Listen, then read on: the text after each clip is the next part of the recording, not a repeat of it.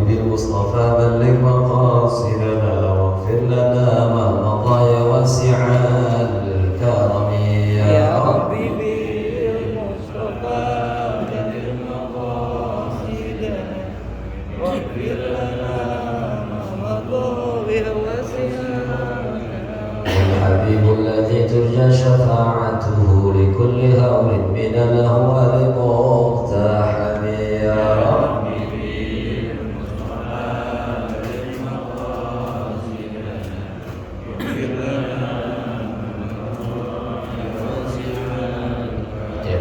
لا تقنط من زلة عزمت إن الكبائر في الغفران كالأمم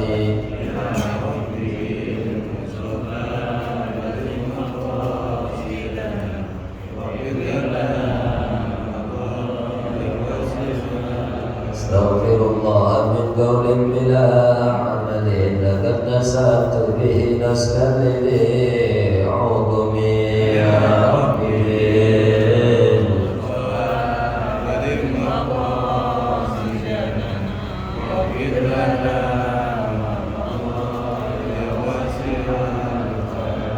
سلة تقنتي من زلة عظمت إن الكبائر في الغفران كالأمم يا ربي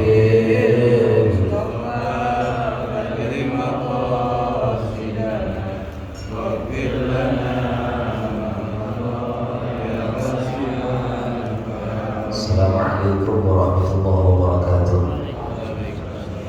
Para jamaah Masjid At-Taqwa, mudah-mudahan amal ibadah salat maghrib kita diterima Allah Subhanahu wa taala. Bismillahirrahmanirrahim. Qala al-muallif rahimahullah taala wa nafa'ana bihi wa bi 'ulumihi wa 'ada 'alaina min barakatihi insyaallah taala. Amin. Fasbabun fadli safil awal, ya, bab keutamaan saf yang di depan, paling depan. Wal amru bi itmamis sufufil awal, dan perintah anjuran menyempurnakan saf-saf yang di depan. Wa taswiyatuha, dan meluruskannya. Wa tarassi fiha, dan merapatkannya. Jadi saf renggang boleh apa enggak? Saf berjarak boleh apa enggak? An Jabir bin Samurah radhiyallahu anhu qala, berkata Jabir, kharaja alaina Rasulullah sallallahu alaihi wasallam, Nabi keluar ngumpul sama kita. Faqala, lalu Nabi berkata, bersabda, ala tasufuna kama tasuful malaikatu 'inda rabbiha. Tidakkah kalian bisa berbaris seperti barisnya para malaikat di depan Tuhannya?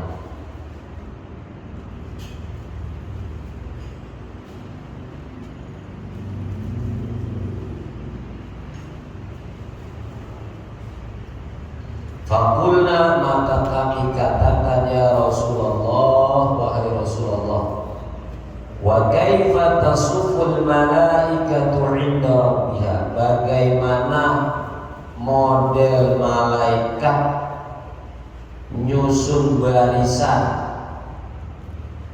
di hadapan Allah Subhanahu wa taala? Qala, Nabi menjawab, yutimuna sufufal awal, menyempurnakan saf-saf yang di depan, barisan-barisan yang ada di awal. Wa yatarassuna fis saffi, dan juga saling merapatkan saf-saf itu.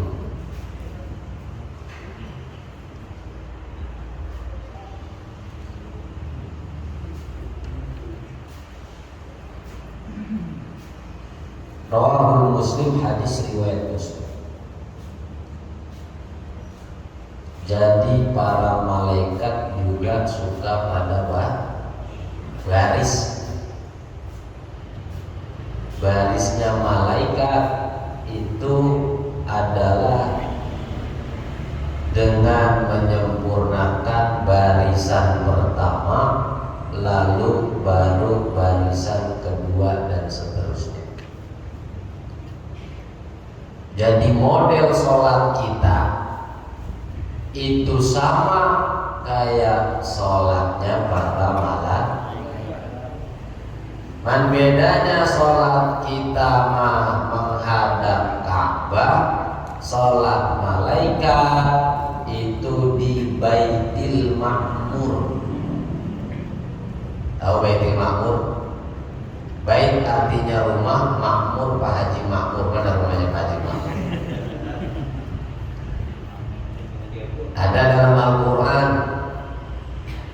Wattur wa kitabim mastur fi baitin ma'mur. Jadi Baitul Ma'mur itu ini Ka'bah terus ke atas, terus tembus setelah lapisan 7 langit. Itu ada tempat ibadah namanya Baitul Ma'mur. Persis di atas Ka'bah sama sekali. Karena malaikat penduduk langit, maka mereka ibadahnya di langit. Kalau kita penduduk manusia, penduduk bumi manusia itu, maka ibadahnya menghadap Ka'bah. Jadi tembus. Nabi Muhammad pernah dalam Isra Mi'rajnya sampai ke Baitul Ma'mur. Baitul Ma'mur itu levelnya satu tingkat dengan Sidratul Muntaha. Dan sholatnya para malaikat persis kayak sholatnya para manusia, itu merapatkan shaf, kemudian juga tidak bikin shaf kedua kalau shaf pertama belum. Wa an Abi Hurairah radhiyallahu anhu anna Rasulullah sallallahu alaihi wasallam qala law ya'lamun nasu kalau manusia mengetahui ma fin nida, keutamaan azan, was-saffil awal dan shaf yang pertama. Shaf yang pertama mana nih? Nah ini nih. Garisan ini dari ujung ke ujung ini namanya shaf pertama, shaf awal. Kalau itu tadi kedua, terus 3 sampai seterusnya. Ini nih shaf awal. Yang sholat biasa di depan baris pertama. Kalau dia tahu kelebihannya, summalam yajidu, udah datang ke masjid, kagak dapat barisan pertama, illa ayyastahimu alaihi lastaham. Melainkan dia akan bikin undian. Kalau udah undian berarti kan ada hadiah ya.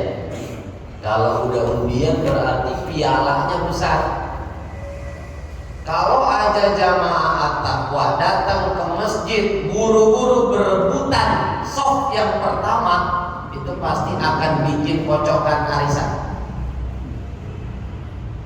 Kocokan namanya siapa yang keluar? Haji Abu, oh berhak di shaf pertama. Kocokan siapa lagi yang keluar? Ya, Haji Sarwono berhak pertama. Itu saking besarnya nilai pahala di shaf yang pertama. Yang ada orang kita dulu kan bukan aja kan. Ya kan begitu. Nah kita, ya, benar kan?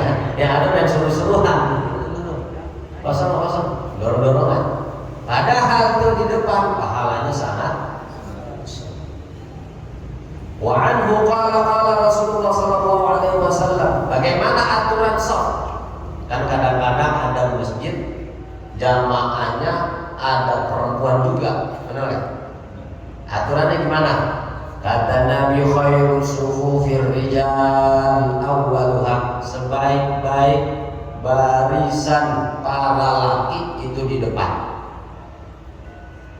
Wa khairu syarruha, dan sejelek-jeleknya akhiruha, di belakang. Artinya ada perempuan, baru di belakang perempuan ada laki-laki. Itu sejelek-jelek barisan. Wa khairu sufufin nisa, sebaik-baik safnya perempuan akhiruha, di belakang laki-laki. Wa syarruha, sejelek-jeleknya barisan perempuan awaluha, ada di depan laki-laki. Jadi kudunya laki-laki yang di depan, aturan sunnahnya, terus baru perempuan di belakang. Di belakang bukan disilang ya. Ini di depan. Umpama jamaahnya di sini ada perempuan, nah itu ditaruh batasan tembok itu tuh, misalnya tiap kedua tuh perempuan di situ, laki-laki di sini. Zaman Nabi pakai penutup gak usah, enggak. Zaman sekarang pakai. Kenapa? Kalau kagak banyak yang pengen ngelirik. Zaman sekarang kalau kagak ditutup, botak-botak mah jamaah kita ini. Gitu. Kalau jamaah dulu nggak pakai ditutup, nggak ada. Pemandi silakan. Makanya beberapa pesantren itu para kiai masih banyak yang menerapkan seperti itu. Ya hanya paling kasih benang doang tuh batasnya, nggak pakai. Ya. Kalau sekarang pakai horden. Karena apa? Takut ada yang demen buat liatin di situ.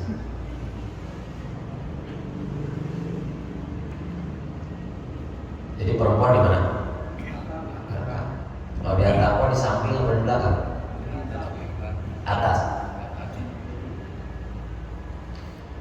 Wa an Abi Sa'id Al-Khudri, dari Abi Sa'id Al-Khudri radhiyallahu anhu anna Rasulullah sallallahu alaihi wasallam ra'a fi ashabihi ta'akhuran.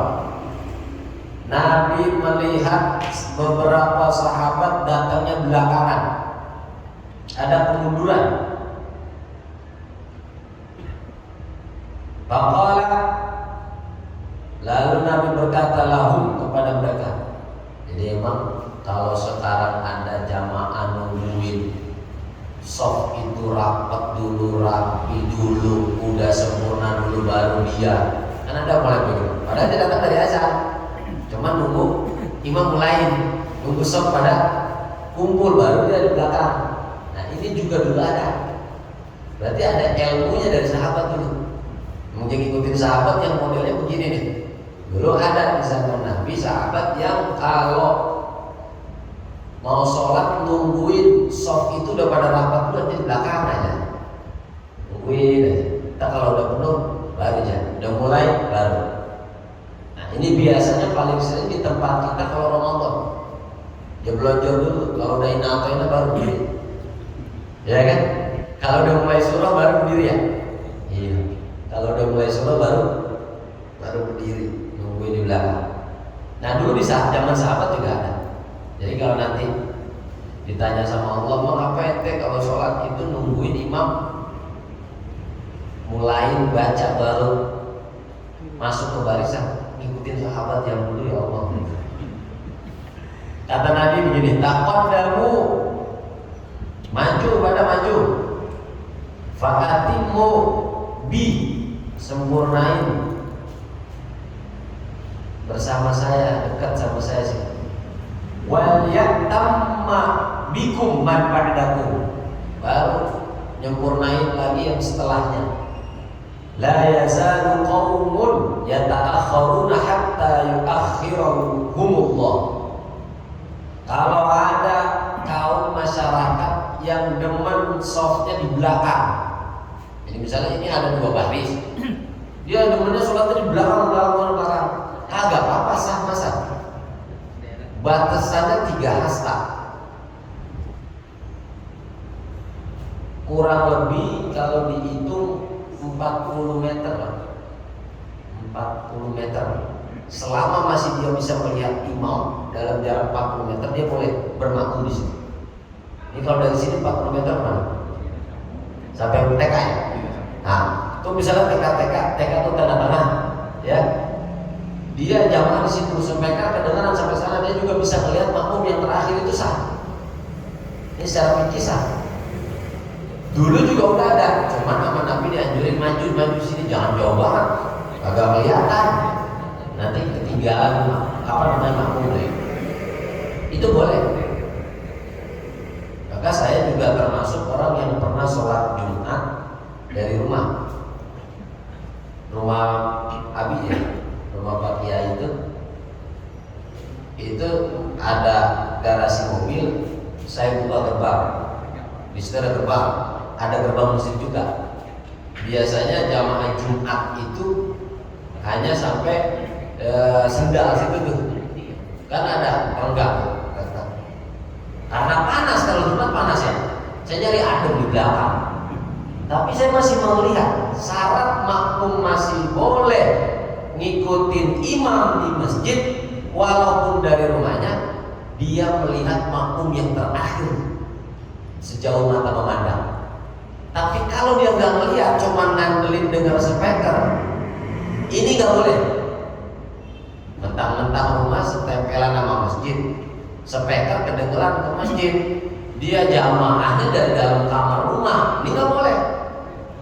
Sama seperti orang pengen bermakmum sama imam Masjidil Haram, mentang-mentang di rumahnya ada TV, yang TV-nya itu ada Indovision, lalu sambung connect ke Masjidil Haram, ya udah diikutin aja sholat sama imam, buka setel, imam lagi sholat, diikutin sholat. Ini nggak boleh Pak, ini nggak boleh. Yang diperbolehkan kita itu masih melihat makmum terakhir. Ya misalnya ketiga baris, makmum yang ketiga baris itu sholat yang bisa itu melihat makmum di sini, itu yang boleh. Nah, maka jangan melakukan pakai pengen sholat di Masjidil Haram, buka TV, cepat langsung Allahu Akbar, ngikutin imam lewat layar TV. Begitu TV-nya mati lampu, dia bingung rokaatnya. Ya kan, tergantung itu sinyal sama apa namanya listriknya. Kalau yang mati lampu lagi mati ya dia hilangan. Nah, ini nggak boleh. Tapi kalau dia masih nyambung begini tuh, kayak di TK itu boleh 40 meter 40 meter doang. Kata Nabi, orang yang suka belakangan sholatnya atau di belakang shofnya itu biasanya nanti Allah belakangin urusannya. Jadi jangan-jangan urusan kita sering tersendat karena sholat kita sering terlambat. Saya ulangi, urusan kita sering tersendat, jangan-jangan karena sholat kita sering terlambat. Tidak ada mentok aja baru sujudnya lama sampai diunyang-unyang tidak ada. Ya. Kita kan begitu hamba Pak. Kita jadi hamba awam ini kan sering giliran lagi banyak masalah sama tahajud rajin ya. Giliran ekonomi lagi hancur sama duha digeber. Giliran ekonominya udah bangkit, urusannya udah lancar, tahajudnya lewat lagi, duhanya lewat. Kan begitu. Kita kan hamba pedagang, kata Imam Ghazali itu hamba pedagang kita itu. Kenapa? Mau nyari untung mulu dari sholat. Nah itu, kalau bahasa Imam Ghazali dalam Ihya itu abdun tujjar. Ada golongan hamba Allah yang hamba itu disebut hamba pedagang. Pedagang itu apa? Selalu mencari untung. Sholat itu pengen ekonominya bangkit, begitu udah bangkit kagak sholat lagi. Zikir itu pengen buat kaya, begitu udah kaya kagak zikir lagi. Ya, paham gak? Itu namanya abdun tujjar, hamba pedagang, pengennya gara-gara untung. Begitu udah untung, kagak mau masjid lagi. Ya kayak dulu ada sahabat, ya kan? Lagi miskin ke masjid mulu, begitu udah kaya didoain sama Nabi, bener jadi orang kaya, gak pernah datang. Makanya saya kalau ada jamaah minta doa, biasanya saya pikir kalau ente sekarang zaman miskin sering ke masjid, mending miskin aja daripada kaya lupa. Tapi yang bagus kaya masih sering, yang bagus itu. Wa an Abi Mas'ud radhiyallahu anhu qala kana Rasulullah sallallahu alaihi wasallam yamsahu manakibana fi shalah. Rasulullah pernah mengusap bahu-bahu kita dalam salat. Ya begitu mau salat, wa yaqulu, itu dipegang-pegangin sama Nabi biar rata. rata apa belum? Kalau kita kan biasanya nengok doang, sawu suku fakum. Ada yang nggak pakai nengok, sawu suku fakum. Ada yang nggak pakai sawu suku fakum, langsung aja takbiratul ihram. Nah, itu sunnah sih emang perkaranya. Nah, Nabi sampai pengen ratanya di barisan bahu-bahu para sahabat di tempat udah rata ke belakang. Nah, ini kalau orang yang kagak ngaji kemudian jadi imam ente praktekin begini, ya kata ajaran apaan ini? Orang nggak pernah di wayaqulu, begitu Nabi habis pegang nih bahu-bahu para sahabat nih, oh udah rata. Nabi ngomong istawu, lurus, lurusin rapat, lurusin barisan, wala takhtalifu, jangan sampai nih bahu ini ada yang satu maju, ada yang agak mundur, ada yang ke tengah, gak rata. Nabi maunya itu kalau mau sempurna sholat kita itu, ini bahu kita, ini bahu teman kita sama, jajar. Bahu bukan perut, kalau perut masing-masing beda. Nah, kalau perut masing-masing beda, makanya yang disamain sama Nabi apa? Bahu. Kalau perut kan ada yang punggung, ada yang kempes. Nah, ini bahu. Pendek, kalau pendek ya yang penting misalnya dia samping kita orang pendek, ya sama dengan bahu kita, sebahu kita. Lurusnya yang diukur bahunya, bukan perutnya, yang diukur apa? Bahunya. Wala takhtalifu, jangan sampai beda. Mengapa kagak boleh beda? Fatakhtalifu qulubakum, qulubukum. Disitulah bisa menjadi sumber perpecahan, permusuhan gara-gara sholat jarak diluruskan barisan. Jadi apa faedah meluruskan barisan? Bahu dengan bahu harus sama. Itu faedahnya biar kita ini sama kanan kiri kita, sama saudara kita, sama tangga kita, sama orang yang samping sholat kita itu nyatu hatinya. Orang kalau udah nyatu hati kan enak Pak. Ya benar kan? Tapi kalau nggak nyatu hati, ya Allah, ketemu melengos, ya kan ketemu. Karena kalau nggak nyatu hati. Liyaliyani minkum ulul ahlami wan nuha. Mengapa begitu? Sebab hatimu akan berselisih pula, dan orang-orang dewasa dan yang berakal itu harus berada di depan. Urutannya ini, kudu paham nih. Dan DKM boleh sampaikan ke jamaah. Yang bawa bocah jangan nenteng bocah di samping kita. Bocah suruh taruh di belakang. Di depan kata Nabi barisan orang dewasa, orang tua, orang berakal, akalnya sehat. Baru di belakang itu anak kecil, baru ibu-ibu. Itu aturannya sebenarnya. Itu aturan dari Nabi seperti itu. Jangan mentang-mentang bawa anaknya diajak di saf pertama. Nah, harusnya itu adalah itu. Kan ada yang begitu ya. Emang nggak boleh Ustaz? Boleh. Kata Imam Atiyah As-Saqqar mufti Mesir, dua syaratnya. Anak kecil boleh ditenteng di samping kita atau masuk pada barisan orang dewasa. Satu, udah sunat. Udah sunat. Yang kedua, udah wudu. Kadang-kadang kan bocah wudunya nggak terkontrol, dia udah ketemu jalan aja lagi ya, jangan nggak wudu lagi. Ini kalau memenuhi dua syarat ini, silakan anak dibawa di saf pertama atau saf kedua atau ketiga. Ini kan yang repot ini, bawa bocah ditaruh di tengah-tengah saf, tuh bocah main mulu nengok, nengok, ya kan? Bikin yang depan, yang di belakang itu bergetar. Anak siapa ke sini? Ya, recet aja kagak khusus sholat, ya kan? Entar jelari dah. Ada kan yang bisa sampai lari deh. Jelari sana, jelari sini. Malah orang kesadut. Ya, maka itu khawatiran. Bang, ini Nabi udah ngatur dari dulu. Yang dewasa di depan, yang kecil di belakang. Ya, anak saya bisa kok Ustaz nurut. Iya nurut saat bapak bilangin dan saat sebelum mulai sholat. Begitu udah mulai sholat, masa bapak mau tabok dia jalan-jalan, iya kan?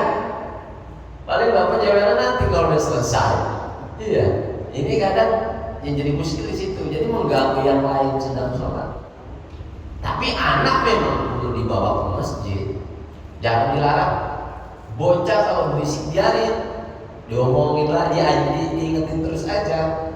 Tapi jangan dilarang ke masjid, sebab bocah kalau sekarang dilarang ke masjid, ya besok jalan ke masjid lagi, ya. Iya betul.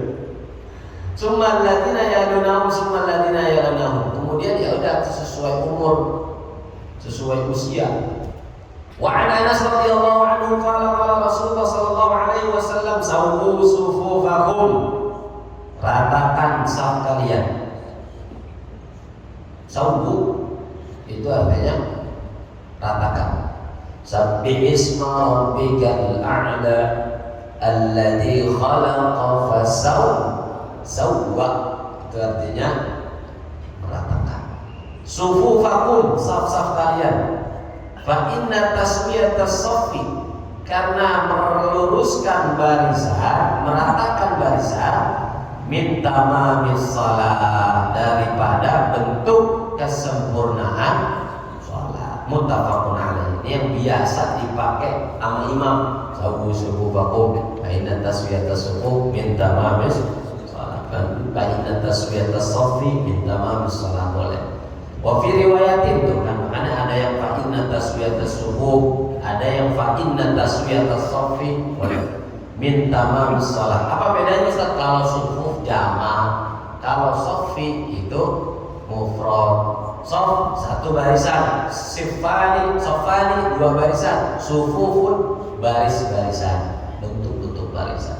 Jadi kalau mau pakai fa inna taswiyatas shaffi boleh, fa inna taswiyatas sufuf min tamamis shalah boleh. Ada dua riwayat.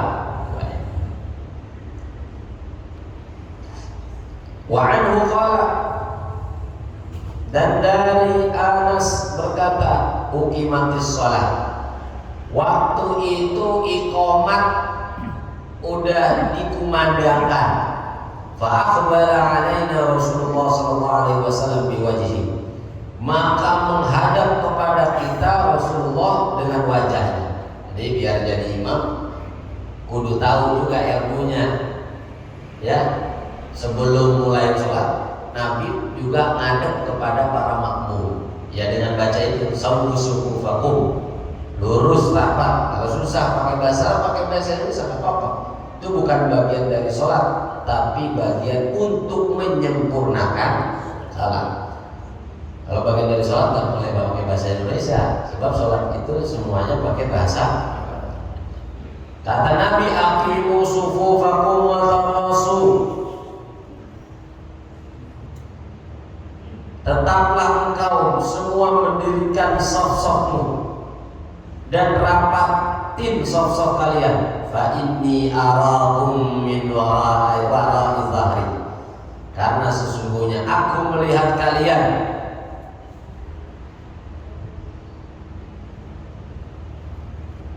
bisa dari belakang punggungku. Ini kelebihan Nabi.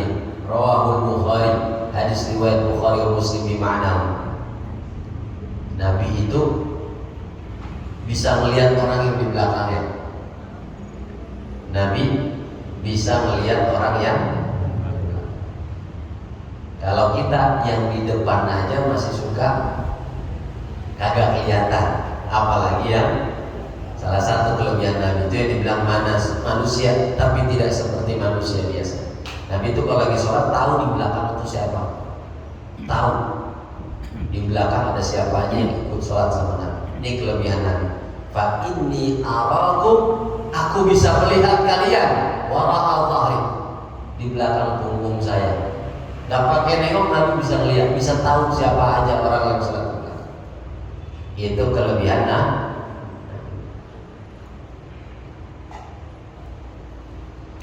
Wa fi riwayatin lil Bukhari, dalam riwayat Imam Bukhari, wa kana ahaduna yalzamu manqibahu bi manqibi sahibihi, seorang dari kita menempelkan bahunya dengan bahu kawannya. Allahu Akbar. Nah ini bahu kita sama bahu samping kita dulu di zaman para sahabat itu mereka nempel, biar rapat itu nempelin satu sama lain. Tapi bukan Nabi yang nempelin, mereka nempelin. Nabi cuma lempengin bahunya, mereka yang nempelin. Ingat ini ahaduna, salah seorang di antara kami. Cara untuk merapatkan barisan, para sahabat itu nempelin satu bahu yang lain. Ini kalau memang satu tinggi yang sama. Tapi kalau tingginya nggak sama kan repot ya. Ya. Menempelin ya, yang tempel ini ya nanti nih siku sama palanya begini. Wah, kasihan juga itu. Wa qadamihi bi qadamihi, dan kakinya dengan kakinya. Nah, ini urusan kaki. Penting nih. Yang benar sholat itu ngangkat apa rapat sih Ustaz? Ada yang ngangkat, ada yang ngangkat, ada yang rapat, ada yang memang rapat banget kakinya. Dalam aturan fikih, mankabun biman kibin, qadamun bi qadamin. Normalnya orang sholat seharusnya itu ukuran kaki seukuran bahu. Paham? Anda punya bahu segini, kaki Anda di bawah, lurus dengan lempeng bahu Anda. Jangan punya bahu segini, kaki Anda ke sini. Apalagi nginjek kelingking temennya. Udah tahu lagi cantengan. Nah, temannya kan nggak mau rapat-rapat, kakinya dia agak deketin sama kaki dia. Ya, yang satu lagi pengen rapat barisan, tapi kakinya ditempel sama dia, ditempel kakinya. Temennya emang lagi dasar cantengan, agak mau nempel, tarik lagi, ditempel lagi, dikeprak lama-lama dia. Nah ini kita perlu tahu juga diri, jangan kaki itu selebar-lebar saya jaga kita tarik ke sana aja, ya. Apalagi sampai injek kaki kita, itu bukan kita. Jadi nggak harus ngangkang. Yang penting ukuran tumit kita letakin itu sejajar dengan bahu kita. Ada orang bahunya pendek, ada orang bahunya panjang. Ikutin sesuai bahu kita. Itulah yang harus diletakin kaki kita. Jangan main ngangkang aja. Kalau ngangkang aja, kan Ustadz katanya nanti ada pala kambing masuk kalau nggak rapat. Iya, tapi kalau kaki lu terlalu ngangkang, bukan anak kambing lagi, biarnya kambing lewat kolong situ. Nah itu terlalu. Wa an-Nu'man bin Bashir radhiyallahu anhu qala sami'tu Rasulullah sallallahu alaihi wasallam yaqul la tusawwunna sufufakum. Sesungguhnya engkau semua harus merapatkan shaf. Aw la yukhalifanna Allah baina wujuhikum. Kalau tidak kalian bisa meratakan shaf, maka sesungguhnya Allah akan memperselisihkan antara muka-muka hatimu, wajah-wajah kalian. Wa fi riwayatin lil Muslim. Jadi apa faedah shaf itu harus diratakan? Hati kita biar pada lunak satu sama lain, enggak menanam benci, enggak menanam iri, dan iri rasa benci hilang. Kan obatnya susah Pak. Salah satunya merapatkan barisan saat sholat, sehingga nggak menanam rasa benci, nggak menanam rasa iri dan dengki kepada sesama. Tuh fungsinya merapatkan barisan. Wa fi riwayat li Muslim anna Rasulullah sallallahu alaihi wasallam kana yusawwi sufufana. Nabi pernah meluruskan saf-saf sholat kita hatta ka'annama yusawwi bihal qidah, sampai-sampai seolah Nabi ya sedang meluruskan anak panah. Jadi Nabi melurusin shaf itu kayak lagi ngeratahin anak panah. Ini misalnya anak panahnya diratain sama Nabi itu gitu tuh. Saking pengen Nabi sempurnanya sholat, supaya kesempurnaan itu tercipta dengan cara meluruskan rapat dan merapatkan barisan itu. Hatta ra'anna qad aqalna anhu, sampai Nabi melihat kita udah benar-benar paham cara meluruskan barisan. Summa kharaja yawman faqala hatta kana yukabbir.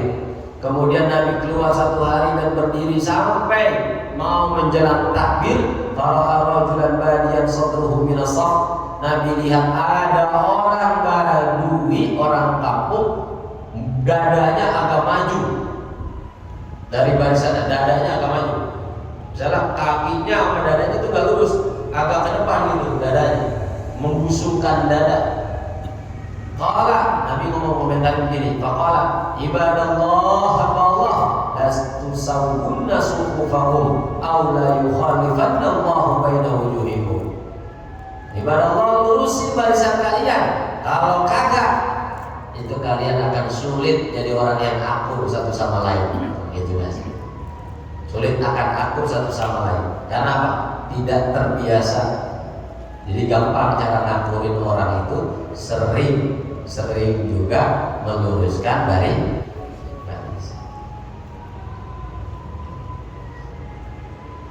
Udah habis apa belum waktunya? Terus. Wa 'anil Barra bin 'Azib radhiyallahu anhu qala kana Rasulullah sallallahu alaihi wasallam yatakhallalu as-saffa min nahiyatin ila nahiyatin. Dulu Nabi itu mengisi sela-sela saf dari satu arah ke arah sini. Artinya, ini belum rapat, maju-maju ente di belakang, kata Nabi gitu. Maju ke depan, rapatin dulu barisan depan, baru ente bikin barisan selanjutnya. Rapatin dulu barisan selanjutnya, baru bikin lagi barisan selanjutnya. Itu Nabi suka melihat kalau ada celah masih muat satu orang, yang di belakangnya disuruh wayam sahu suturana wa manakibana. Nabi mengusap dada kita dan bahu kita. Wa yaqulu la takhtalifu, jangan pada kagak rata. Fatakhtalifu qulubukum, maka hati kalian susah pada akur nantinya. Wa kana yaqul, Nabi juga berkata, innallaha, sesungguhnya Allah, malaikatahu dan malaikatnya, yusalluna 'ala sufufil awwal, itu bersolawat atau memberikan rahmat. Kalau Allah bersolawat artinya Allah ngasih rahmat. Kalau malaikat bersolawat artinya kalau malaikat mintain ampun. Ada sufufil awal nih. Beruntunglah Bapak yang selalu mengejar soft ini nih. Mengapa? Allah selalu ngasih rahmat, malaikat selalu mintain ampun. Gede gak pahalanya? Kalau kita minta ampun belum tentu diterima Pak, belum tentu diampuni Pak. Karena Allah punya hak prerogatif untuk mengampuni atau tidak mengampuni. Lillahi ma fis samawati wa ma fil ardh wa in tubdu ma fi anfusikum aw tukhfuhu yuhasibkum fayaghfiru liman yasha wa yu'adzibu. Terserah Allah siapa yang mau diampuni, terserah Allah siapa yang mau disiksa. Lah yang udah jelas mau diampunin, nggak pakai minta ampun tuh, sholatnya di sini nih, di barisan. Gede nggak pahalanya? Gede nggak pahalanya? Ya.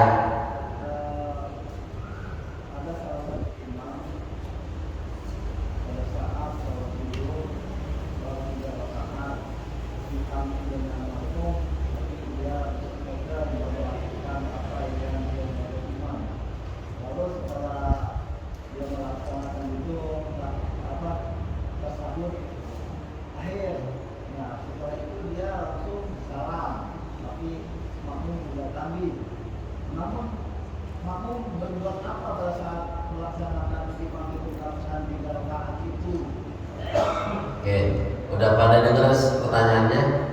Imam ngelakuin 3 rakaat sudah diingatkan oleh makmum, subhanallah, nggak bangun-bangun, tetap tahiyat aja, jepede, udah sempurna kali sholatnya, tapi makmum hitungnya baru 3. Apa yang dilakuin makmum? Ngeplak imam, jangan. berdiri. Begitu imam assalamualaikum, makmum yang yakin baru 3 rakaat berdiri, tambah 1, tutup dengan sujud.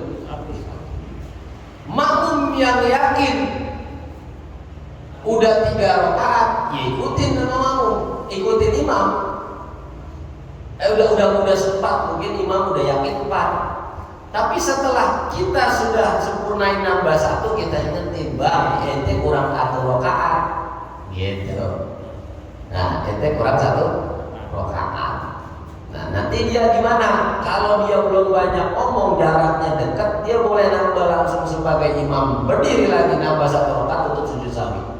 Tapi kalau dia udah minum kopi, udah makan roti, udah nelfon bini, udah balas WA bini, lah agak itu mah udah ketinggalan banyak, udah jauh ketinggalannya. Gitu. Jadi posisi makmum berdiri, nyempurnain 1 tambah 1 rakaat, tambah sujud sahwi, karena dia udah ngingetin, tapi dia duduk lagi bersama imam yang padahal imam itu salah, gitu. Kesalahan itulah ditutup endingnya dengan sujud. Yang salah kan imam, iya, tapi kan anda juga ngikutin. Nah, untuk antisipasi menyempurnakan sholatnya, maka ditutup dengan sujud. Jelas?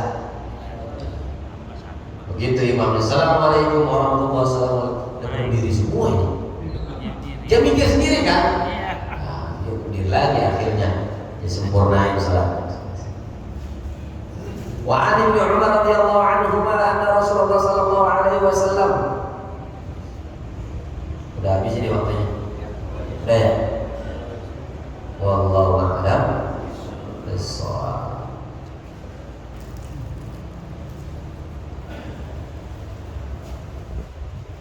Mudah-mudahan salat kita diterima Allah Subhanahu wa taala.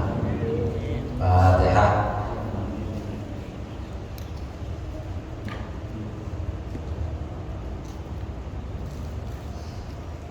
اللهم بحق الفاتحة بسر الفاتحة وبميزة الفاتحة وبكرامة الفاتحة نسألك علما نافعا وعملا متقبلا ورزقا واسعا حلالا طيبا مباركا ربنا آتنا في الدنيا حسنة وفي الآخرة حسنة وقنا عذاب النار صلى الله على سيدنا محمد وعلى آله وصحبه وسلم والحمد لله رب العالمين.